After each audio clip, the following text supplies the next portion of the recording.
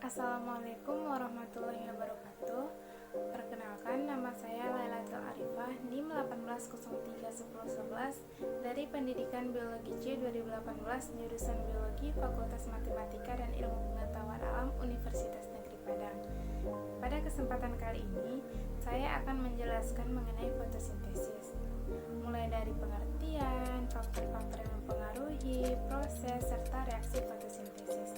Nah, baiklah, yang pertama yaitu pengertian fotosintesis. Fotosintesis adalah proses pengubahan karbon dioksida dan air menjadi energi berupa glukosa dan oksigen dengan bantuan klorofil dan cahaya matahari. Nah, selanjutnya ada faktor-faktor, proses, dan reaksi fotosintesis akan dijelaskan melalui PPT berikut ini. Nah, yang selanjutnya ada faktor-faktor fotosintesis. Faktor-faktor ini terdiri dari dua. Yang pertama itu faktor internal, yang kedua adalah faktor eksternal. Nah, faktor internal ini adalah faktor yang berasal dari dalam tubuh tumbuhan itu sendiri. Yang pertama ada klorofil. Nah, klorofil ini seperti yang kita tahu kan bahwa klorofil adalah zat hijau daun. Untuk membentuk klorofil, tumbuhan membutuhkan sejumlah ion magnesium, nitrogen, dan besi yang diambil dari dalam tanah oleh akar tumbuhan. Klorofil ini merupakan bagian yang sangat penting dalam proses fotosintesis karena mampu mengubah energi kimia sehingga proses fotosintesis tersebut dapat berjalan lancar. Faktor internal yang kedua ada jumlah dan kedudukan daun. Nah, jika pada tumbuhan itu mempunyai jumlah daun yang banyak dan permukaan daun yang menghadap ke matahari, maka dapat dipastikan bahwa proses fotosintesis yang terjadi pada tumbuhan ini jauh lebih efektif. Yang ketiga ada bentuk dan struktur daun. Bentuk dan struktur daun juga dapat mempengaruhi jalannya fotosintesis karena tumbuhan yang mempunyai daun yang berbentuk tipis dan lebar akan mampu menerima cahaya matahari dalam jumlah yang lebih banyak. Nah, faktor yang selanjutnya ada anatomi daun. Daun yang mempunyai stomata yang dapat memudahkan dalam proses pertukaran udara dan transpirasi karena daun telah mempunyai banyak rongga udara pada jaringan spons sehingga tersedia cadangan udara untuk bahan fotosintesis. Dan faktor internal yang terakhir adalah tahap pertumbuhan.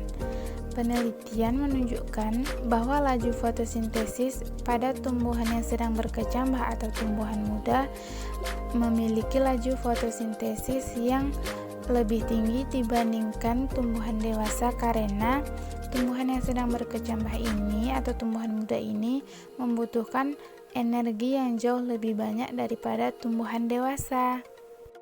Nah, faktor yang kedua itu adalah faktor eksternal, di mana faktor eksternal adalah faktor yang berasal dari lingkungan atau yang berasal dari luar tubuh tumbuhan tersebut. Faktor eksternal yang pertama adalah ketersediaan air, di mana jika tumbuhan tersebut kekurangan air bisa menyebabkan stomatanya tertutup sehingga penyerapan karbon dioksida akan menurun dan tentunya akan menghambat proses fotosintesis itu sendiri. Faktor yang kedua ada cahaya, di mana cahaya matahari ini merupakan sumber energi untuk fotosintesis.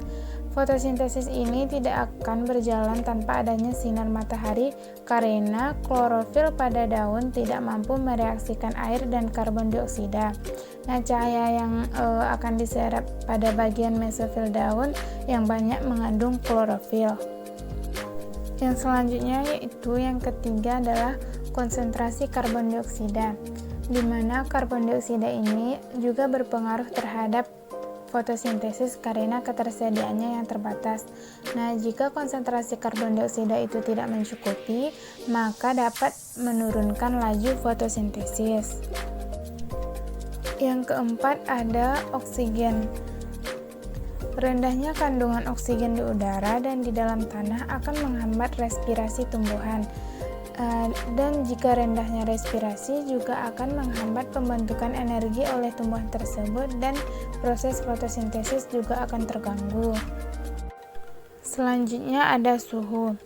di mana pada saat fotosintesis ini, enzim yang digunakan sangat bergantung pada reaksi dari proses fotosintesis dan tergantung pada suhu. Enzim tidak akan bekerja pada suhu yang kurang dari 5 derajat Celcius dan di atas 50 derajat Celcius. Jadi, suhu yang dibutuhkan untuk proses fotosintesis ini adalah antara 28 sampai 30 derajat Celcius. Nah, faktor eksternal yang terakhir itu ada kadar fotosintat atau hasil fotosintesis. Nah, jika kadar fotosintat atau hasil fotosintesis ini berkurang, maka laju fotosintesis akan naik. Namun sebaliknya, jika kadar fotosintat atau hasil fotosintesis ini bertambah atau bahkan sampai jenuh, laju fotosintesis akan berkurang. Selanjutnya adalah proses fotosintesis. Proses fotosintesis ini diawali dengan karbon dioksida yang ada di udara akan diserap oleh stomata yang ada di daun. Yang kedua, air dan mineral yang ada di sekitar akar tanaman akan diserap oleh akar dan diangkut melalui pembuluh silam menuju ke daun.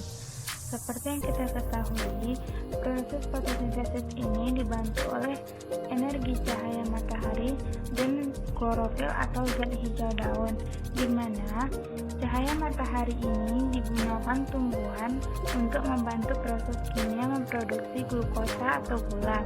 Selain itu, energi sinar matahari ini juga akan langsung mengubah air menjadi oksigen dan hidrogen. Hidrogen yang sudah dihasilkan tadi akan langsung digabungkan dengan karbon dioksida untuk membentuk zat makanan bagi kebutuhan tumbuhan tersebut. Sisanya, oksigen akan dibuang keluar melalui stomata yang ada di daun. Nah, selanjutnya adalah reaksi kimia fotosintesis. Sebelumnya, kita sudah mengetahui proses dari fotosintesis itu sendiri. Sekarang kita lihat reaksi kimia fotosintesis. Reaksi kimia dari fotosintesis ini terdiri dari 6 CO2 atau karbon dioksida ditambah 6 H2O atau air dan dibantu dengan cahaya matahari dan klorofil atau zat hijau daun, kemudian akan menghasilkan C6H12O6 gula atau glukosa ditambah 6O2 atau oksigen yang kita hirup untuk bernapas. Nah, sekianlah penyampaian materi mengenai fotosintesis dari saya.